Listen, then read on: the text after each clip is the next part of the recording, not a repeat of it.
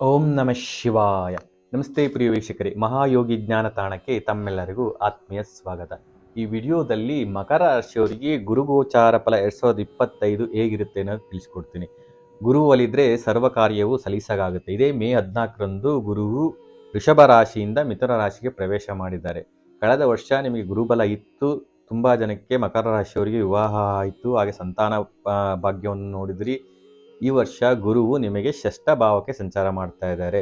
ಗುರುವಿಗೆ ಷಷ್ಠ ಭಾವ ಸೂಟ್ ಆಗಲ್ಲ. ಯಾಕೆಂದರೆ ಗುರುವು ಜ್ಞಾನಕಾರಕ, ಮಾರ್ಗದರ್ಶಿ ಮಾಡೋ, ಸಲಹೆ ಕೊಡುವಂಥವ್ರು, ಗುರುವಿನ ಸ್ಥಾನದಲ್ಲಿರುವಂಥವ್ರು.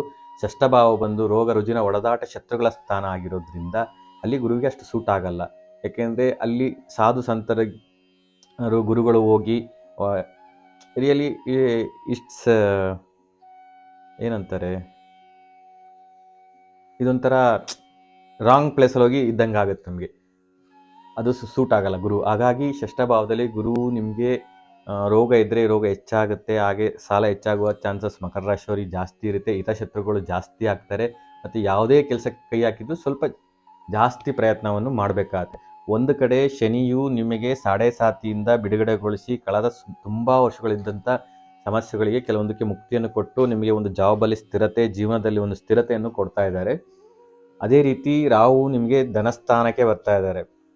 ಸೊ ರಾಹು ಶನಿ 2 ಗ್ರಹಗಳಿಂದ ನಿಮಗೆ ಉತ್ತಮ ಫಲಗಳನ್ನು ಸಿಗ್ತಾ ಇದೆ. ಆದರೆ ಗುರುವು ನಿಮಗೆ ನ್ಯಾಚುರಲಿ ವ್ಯಯಸ್ಥಾನ ಮತ್ತು ತೃತೀಯ ಸ್ಥಾನದ ಅಧಿಪತಿಯಾಗಿ ಅವರು ನಿಮಗೆ ಅತಿ ಹೆಚ್ಚಿನ ಶುಭ ಫಲಗಳನ್ನು ಕೊಡೋದಿಲ್ಲ. ಆದರೆ ನೈಸರ್ಗಿಕವಾಗಿ ಶುಭ ಗ್ರಹ ಗುರು ಆಗಿರೋದ್ರಿಂದ ಅತಿ ಹೆಚ್ಚಿನ ಹಾನಿಯನ್ನು ಅವರು ಮಾಡೋದಿಲ್ಲ.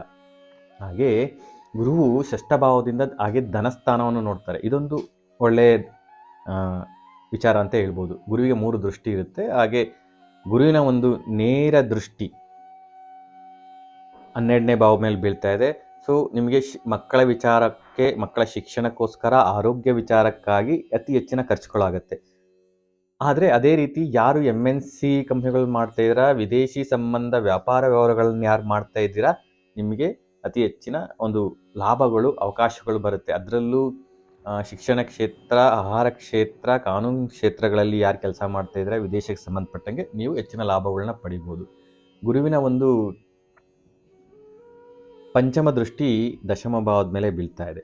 ಅರ್ಥ ತ್ರಿಕೋಣ ಭಾವಗಳ ಮೇಲೆ ಮಕರ ರಾಶಿಯವರಿಗೆ ಹೆಚ್ಚಿನ ಒಂದು ಪರಿಣಾಮ ಬೀಳ್ತಾ ಇದೆ.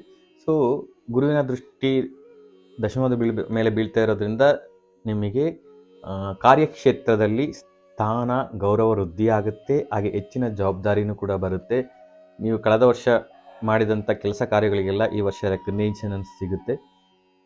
ಹಾಗೆ ನಿಮಗೆ ಹೆಚ್ಚಿನ ಒಂದು ಜವಾಬ್ದಾರಿ ಸಿಗುತ್ತೆ. ಕೆಲವರಿಗೆ ಸ್ವಲ್ಪ ಸ್ಥಾನ ಬದಲಾವಣೆ ಅನ್ನೋದು ಆಗುತ್ತೆ. ಇಲ್ಲಿಂದ ಸ್ವಲ್ಪ ಅಂದರೆ ದೂರ ಅಲ್ಲ, ಸ್ವಲ್ಪ ಅಲ್ಲೇ ಒಳಗಡೆ ಕ್ಯಾಬಿನ್ ಚೇಂಜ್ ಆಗೋದು, ಪೋಸ್ಟ್ ಚೇಂಜ್ ಆಗೋದು, ಈ ಥರ ರೀತಿದ್ದು ಮಕರ ರಾಶಿಯವರಿಗೆ ಆಗುತ್ತೆ. ಹಾಗೆ ಗುರುವಿನ ಭಾಗ್ಯ ದೃಷ್ಟಿ ಧನಭಾವದ ಮೇಲೆ ಬೀಳ್ತಾ ಇದೆ. ಇದೂ ಒಳ್ಳೆಯದು. ನಿಮಗೆ ಮನಿ ಫ್ಲೋನು ಅದೇ ರೀತಿ ಇರುತ್ತೆ.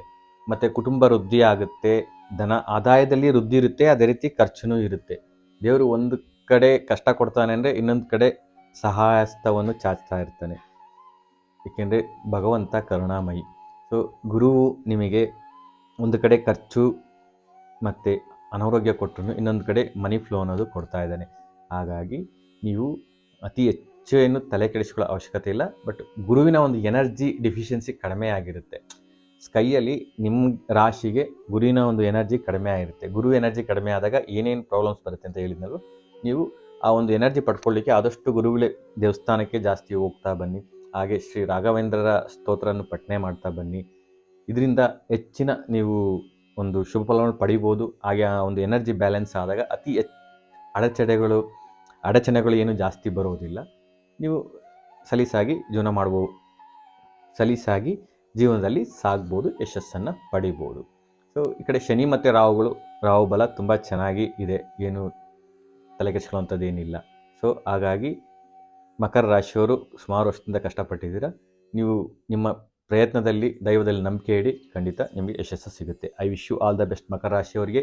ವಿಡಿಯೋ ಇಷ್ಟ ಆಗಿದ್ರೆ ಲೈಕ್ ಮಾಡಿ, ಶೇರ್ ಮಾಡಿ, ಕಮೆಂಟ್ ಮಾಡಿ, ಹಾಗೂ ನಮ್ಮ ಚಾನಲ್ ಸಬ್ಸ್ಕ್ರೈಬ್ ಮಾಡಿಕೊಳ್ಳಿ. ಧನ್ಯವಾದಗಳು.